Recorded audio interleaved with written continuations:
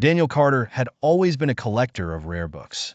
His small but impressive bookstore, Carter's Curiosities, specialized in rare and antique volumes. It was a quiet life, one spent in the company of dusty pages and ink-scented air. But everything changed when an anonymous donation arrived at his store. The package was unmarked, save for a small note inside. Do not read it aloud. The book itself was ancient, bound in dark leather with a symbol Daniel didn't recognize. Its pages were brittle, yellowed with time, and covered in an unfamiliar script. His fingers tingled as he turned the first page, as if the book was alive beneath his touch. Curiosity burned in him. That night, after locking up the store, he took the book home. Alone in his dimly lit apartment, Daniel studied the script. He tried searching online for clues, but the language matched no known dialect. Frustrated, he traced the strange markings with his finger. The moment he did, a whisper filled the air. It wasn't coming from outside or his phone. It was in his head. A voice, dry and rasping, speaking in a language he did not know, but somehow understood. You have opened the door. A sudden chill swept through the room. Daniel turned, heart pounding, but there was no one there. He slammed the book shut. The whisper stopped. That night, he dreamed of shadows slithering between bookshelves, their eyeless faces turned toward him.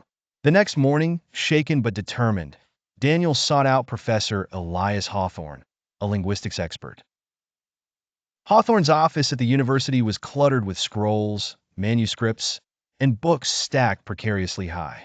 When Daniel placed the book on his desk, Hawthorne's face turned pale. He stepped back as if burned. "Where did you get this?" he demanded. Daniel explained the anonymous package. "This is the Tenebris Codex," Hawthorne whispered. "It's rumored to predate known civilization.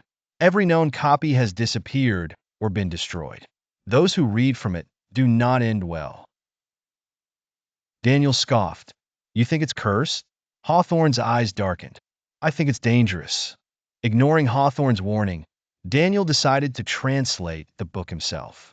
He stayed up late, working through the symbols, piecing together fragments of an incantation. The words it formed were hypnotic, compelling. Without realizing, he read them aloud. The room trembled. The air grew thick, suffocating.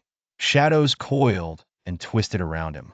A cold hand brushed the back of his neck.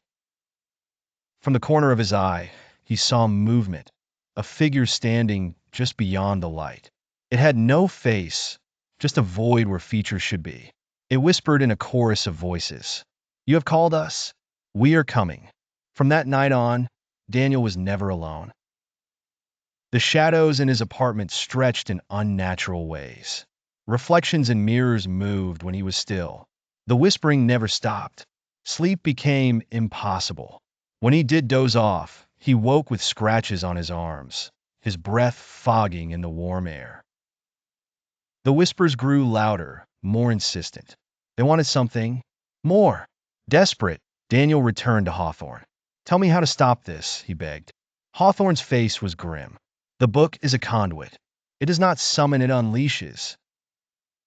The only way to close the door is to destroy it." But the book could not be burned. It could not be torn. Every attempt left it untouched. "Then what do I do?" Daniel demanded. Hawthorne hesitated. "There is another way. You must pass the burden." "What?" "Give it to someone else. Let them read from it." Daniel recoiled. "You're saying I have to curse someone else?" Hawthorne only nodded. The whispers were unbearable now. The faceless figures stood in every shadow. His body grew weaker each day.